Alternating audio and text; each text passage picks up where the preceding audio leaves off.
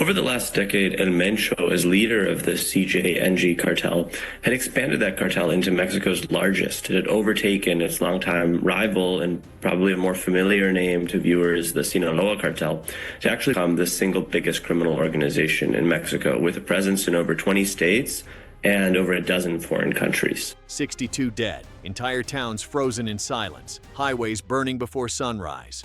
That was the immediate aftermath when Mexico's most wanted man was taken off the board. The killing of the leader known as El Mencho triggered a wave of violence that tore through Jalisco within hours, but the chaos on the ground was only the visible reaction. The real operation had already been moving in the shadows for months. On February 22, 2026, the man long described as the most powerful cartel commander in Mexico was eliminated in a tightly controlled military strike. There was no chaotic street pursuit, no dramatic public arrest. This ended inside a calculated, precision-driven operation designed to close every exit before the first shot was fired. Within hours, roadblocks ignited across Jalisco, armed cells mobilized, entire municipalities shut down as fighters reacted to the loss of their commander. Vehicles were torched, traffic halted, businesses locked their doors. The speed of that response confirmed something critical. The organization had contingency plans ready for this exact moment. Mexican forces moved fast to stabilize the region, but the structure of the strike made one thing clear. This was not a spontaneous breakthrough. Behind the final moment stood months of coordinated intelligence work, strategic alignment, quiet data exchange, and a deeper question that now demands examination. What role did Washington play in making this strike possible? Because long before gunfire echoed in the mountains, a $15 million reward had followed El Mencho across ridgelines, safe houses, and back roads. That reward was more than a poster. It was a declaration that his network, particularly its fentanyl corridors reaching into American cities, had crossed a strategic threshold. The organization controlled routes stretching from Pacific ports through desert transit lanes and into distribution hubs north of the border. Each successful shipment expanded influence. Each shipment strengthened command authority. Federal agencies reached a firm assessment. Targeting street-level dealers would not destabilize the system. Pressure had to be applied at the top of the structure. An interagency task force formed around that conclusion.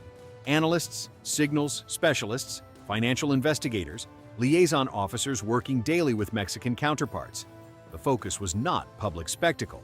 It was intelligence fusion.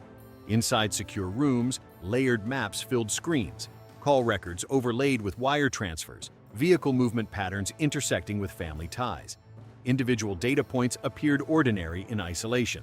Together they formed a tightening grid. The working theory was simple. A man who believed geography protected him could still be mapped through behavior. Remote terrain does not erase digital footprints. Silence does not eliminate supply chains. The hunt began above ground, through persistent observation rather than physical pursuit. Analysts detected subtle shifts in travel patterns near Tepetitlan, Jalisco. Certain vehicles moved only after dark.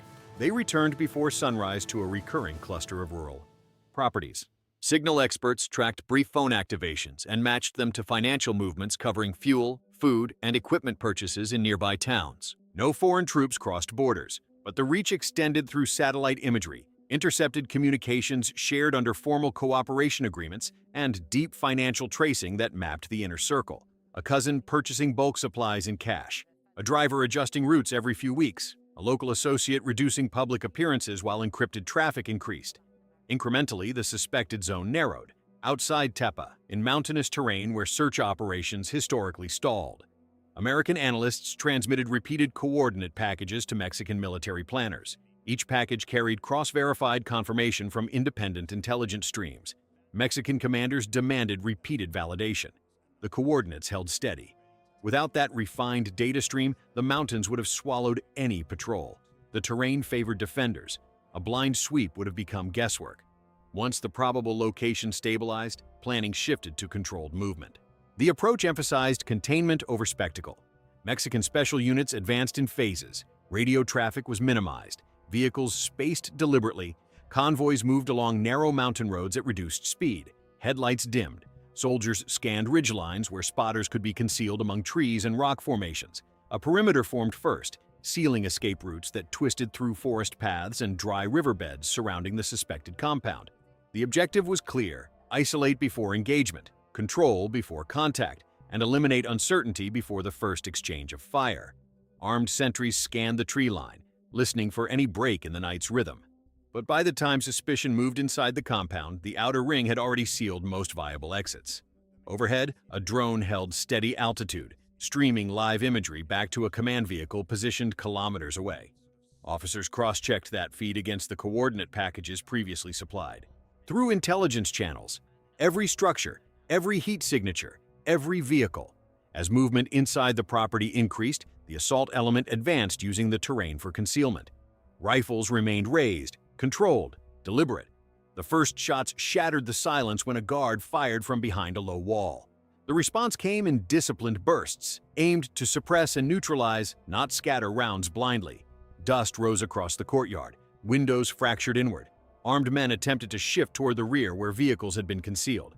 Mexican forces moved step by step, clearing entry points, covering angles, controlling hallways. Doorways were taken one at a time. Within minutes, the defensive perimeter inside the compound fractured under sustained pressure. Then came the decisive shift. The individual who once directed thousands of fighters could no longer coordinate resistance. Encrypted channels carried the message outward. The objective had been neutralized. A new phase began instantly. How would the broader structure respond without its central command? Security planners anticipated retaliation before the final shots were fired. Containment measures activated in parallel. Road checkpoints appeared along highways leading out of the region. Armored vehicles secured major intersections. Patrol helicopters circled above towns where CJNG cells might attempt diversionary attacks. Intelligence chatter spiked. Mid-level commanders scrambled to assess damage and preserve remaining assets. In scattered zones, gunmen erected burning barricades, yet something critical was missing: unified direction. Without centralized control, confusion slowed coordination. Authorities increased visible presence in urban corridors, while investigators secured documents, encrypted devices, and storage drives recovered from the compound. Early forensic reviews confirmed long-standing concerns: cross-border supply routes, layered financing structures, and logistics nodes tied to distribution chains beyond Mexico. The operation proved that refined data combined with disciplined execution could penetrate even mountainous terrain historically viewed as impenetrable. But it also exposed the depth of the remaining network. Removing one figure did not dissolve the infrastructure beneath him. If one commander could influence so many corridors and cells, dismantling the structure would require sustained pressure targeting its financial arteries and operational backbone. The question from earlier had only one practical answer: act decisively once verification was complete. Mira bien, hijo de tu puta madre. Soy Mencho, güey. Relaja tu puta gente a la verga. Soy Mencho, güey. Relaja tus putas partidas, si no te voy a partir tu madre 10 todos tu bola de perros. Te tengo identificado 30 güeyes. Hasta tus putos perros te voy a matar si no te relajas, güey. Póngase bien las pilas, güey. ¿Crees que le cuesta ser amigo, cabrón? ¿Uno no se mete con ustedes para que se pasen de verga? No, señor. Ahorita yo se las bajo. Before dawn, Mexican commanders assembled inside a sealed operations room.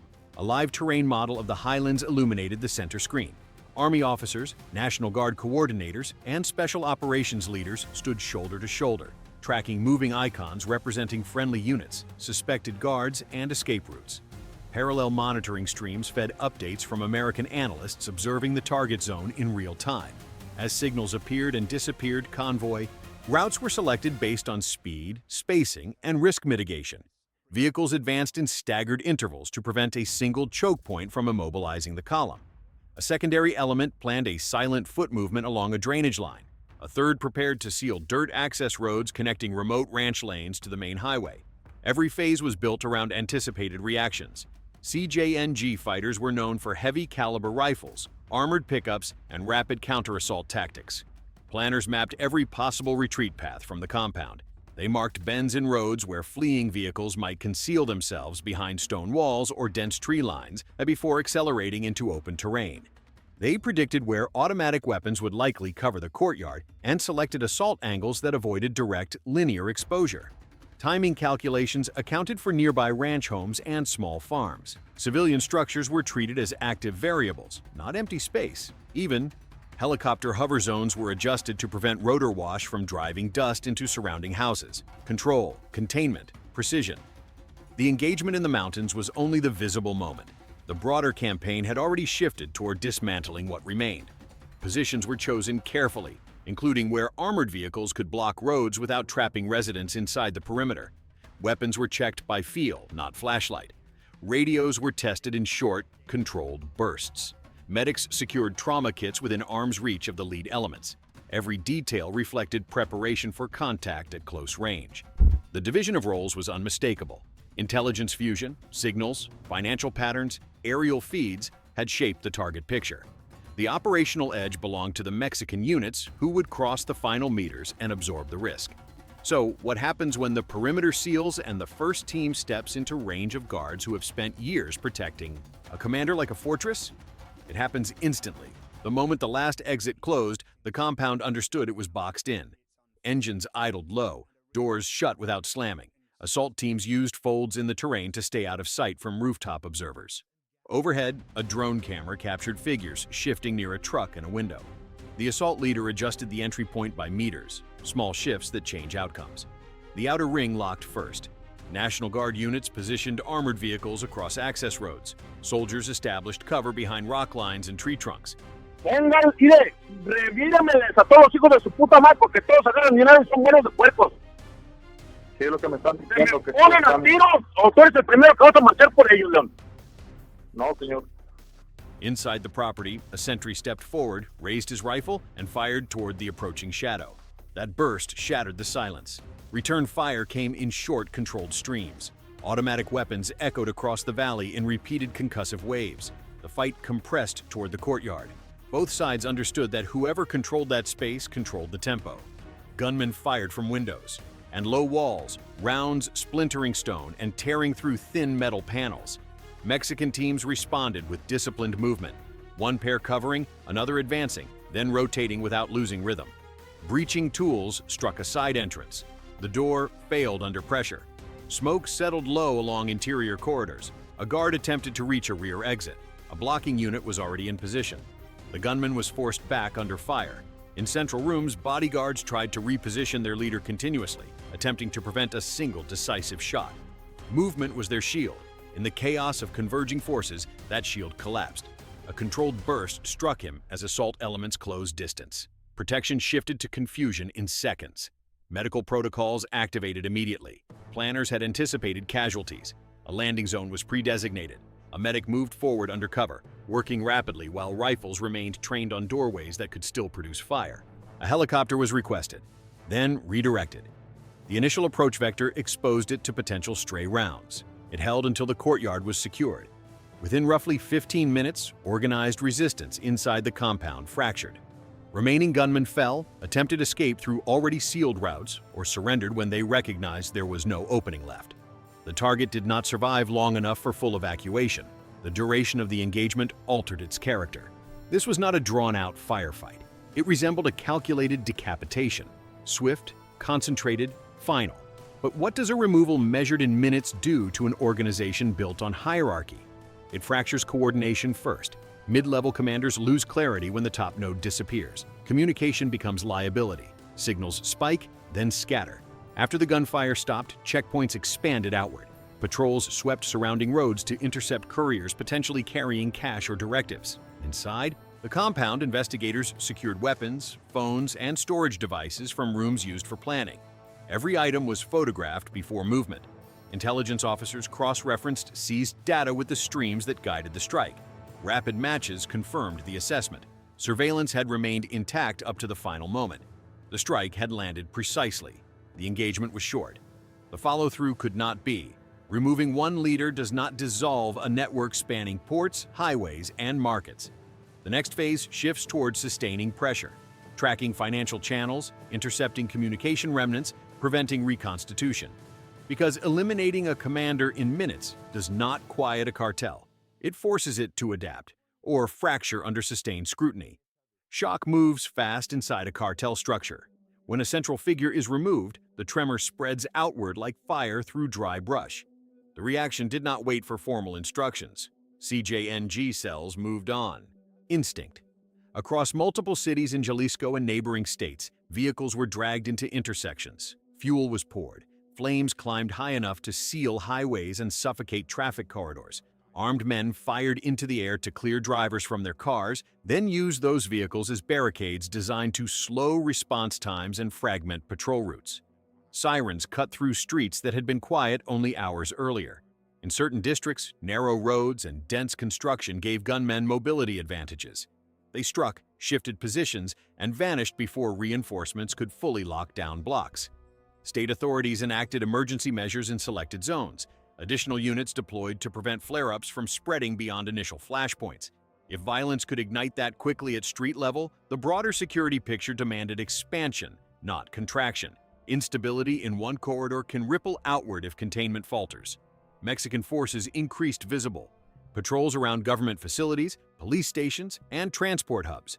The objective was deterrence. Deny momentum before coordinated follow-up actions could take shape. Simultaneously, alerts moved north. American agencies reviewed cross-border intelligence feeds for indicators that factions might exploit the disruption by accelerating shipments. Safety advisories were issued for affected regions. Consular offices adjusted travel guidance while monitoring developments in real time. Border surveillance along key Texas corridors intensified. Additional patrol assets and detection systems activated across established crossing routes. Analysts studied vehicle flows, logistics anomalies, and communication spikes near known smuggling channels. Historically, retaliation at home can coincide with attempts to move product before new controls solidify. Financial monitoring escalated in parallel. Analysts tracked rapid capital transfers that could signal emergency funding for interim, commanders, or short-term operational shifts. The signal was clear: the response would not contract after the strike.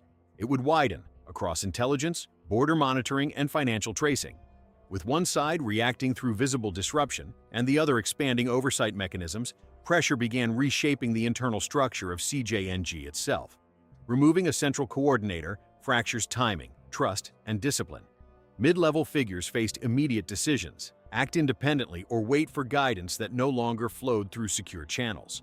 Some cells escalated with overt displays of force, others went silent to shield remaining routes and assets. The absence of a recognized command voice created coordination gaps. Logistics chains that relied on precise regional handoffs slowed. Shipments dependent on synchronized timing encountered friction. During that window, enforcement pressure intensified around warehouses, transport vehicles, and storage sites. Every delay increased exposure. Every disruption amplified risk. The strike did not end the network overnight, but it introduced instability at its core, forcing recalculation, testing loyalty structures, and placing operational continuity under sustained scrutiny. American agencies moved quickly to circulate updated profiles of potential successors. Biometric identifiers, historical call patterns, travel histories, all were re-examined and shared with Mexican counterparts. The focus was not only on weapons stockpiles or highway corridors, it extended to bank accounts, shell corporations, front businesses, and digital wallets that stored profits from prior shipments. ¿Vale?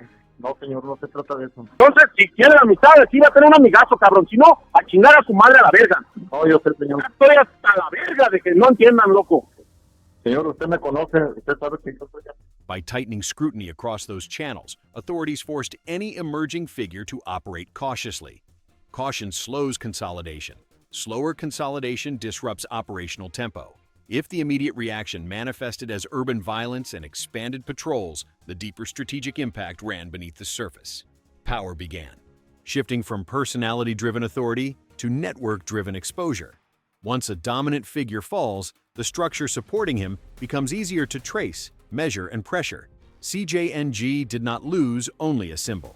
It lost a coordinating node, the point that synchronized supply routes, managed alliances, and enforced internal discipline. Fentanyl transport routes did not vanish overnight, but timing faltered. Confidence wavered. In a system built on speed and discretion, even brief hesitation carries consequences. For Washington, the strike transmitted a deterrent message beyond one organization. Cross-border cooperation can penetrate terrain once considered insulated. Intelligence exchange moved from intermittent coordination to structured, near-continuous alignment. Awareness expanded in both directions. Technology anchored that shift. Data modeling, signal correlation, and financial mapping guided decision-making more decisively than mass troop deployments. The emphasis favored precision over spectacle. Coordinated information produced targeted results without broad external force projection. If that model proved effective in this case, It signals how future pressure may evolve. The operational focus increasingly centers on information dominance, encrypted communications, digital transaction flows, layered financial concealment. Those are the arteries sustaining cartel infrastructure. Intelligence networks become the primary instrument. At the same time, visible enforcement remains necessary. Removing a leader does not prevent factions from attempting street-level intimidation to reassert control. The combination of surveillance expansion, financial disruption, and targeted operational strikes reflects a broader approach. Restrict maneuvering space without occupying territory outright. This strategy does not guarantee immediate stability. It narrows margins. It increases friction inside criminal systems. As burning barricades are cleared and emergency patrols settle into sustained presence, attention shifts to a critical question. Can this evolving model prevent another figure from consolidating authority in the same mountains where the last one fell? One leader has been removed. The infrastructure he managed does not dissolve overnight. That reality forces a harder assessment. Was this a conclusion, or the opening move of a longer phase? The death of El Mencho eliminated a central coordinator balancing violence, logistics, and revenue. Yet CJNG retains territory, weapon stockpiles, and experienced mid-tier commanders capable of adapting under pressure. History demonstrates that leadership removals often trigger internal competition. Rival factions contest not only profit streams, but transportation routes, loyalty networks, and operational control. The next chapter will not be defined by a single engagement. It will be defined by whether sustained, data-driven pressure can prevent fragmentation from transforming into regeneration. That internal struggle can fracture an organization from within, but it can also trigger sudden spikes of violence as ambitious lieutenants attempt to prove dominance through force. In the unstable window between loss and consolidation, cities often absorb the shock before the public fully understands what is unfolding. At the same time, this operation carried a message far beyond a single compound in the mountains. It demonstrated that hidden patterns in rugged terrain can be detected, that financial trails can be followed across borders, and that raw data can be transformed into coordinated action on the ground. For years, cartel leadership relied on geography and local influence as protective shields. Mountains, loyal networks, rotating safe houses, all were assumed to blur external visibility. That assumption has now been tested by a model that integrates satellite imagery, signal analysis, and financial tracking into a unified operational picture. The strike reinforced a modern reality. Distance does not equal security when intelligence flows continuously between agencies. Precision can reach deep without large-scale external force deployment. Yet capability alone does not simplify the landscape. Cartel structures adapt quickly under pressure. A leadership vacuum can fragment authority. Fragmentation may weaken centralized control, or it may produce multiple aggressive factions competing for territory and relevance. If internal conflict intensifies, large-scale shipments may slow temporarily. But that instability can spill outward as rival elements challenge each other and local order. Governments on both sides of the border must weigh immediate tactical gains against long-term stability. Removing one figure does not guarantee sustained calm. Retaliation, splinter groups, and shifting alliances will influence the next phase. This moment also introduces a broader strategic question. If coordinated intelligence and targeted action can dismantle a high-level objective without massive troop deployments, does that framework represent the future of cross-border security strategy? Data-driven pressure reduces visible escalation, but it requires constant information flow, durable political trust, and sustained technical capacity. Targeted disruption of leadership and financial infrastructure appears more structurally disruptive than scattered arrests alone. Yet it demands patience, funding continuity, and institutional alignment across governments that face internal political constraints. So, the defining issue is not whether the strike succeeded tactically. It is what follows operationally. Should indirect intelligence, surveillance, and financial tracing support remain the primary mechanism while domestic forces lead on their territory? Or would escalating violence justify stronger, more direct measures in future scenarios? Each pathway carries implications: diplomatic, strategic, and operational. Each influences how future cartel leaders calculate their own exposure. One chapter closed in the mountains of Jalisco. Another is already forming in the shadow of succession. The next phase will determine whether this moment becomes a turning point or merely a transition. If you want analysis on who could rise next and how that decision might reshape the battlefield, subscribe to State Tone, like the video, and share your perspective in the comments.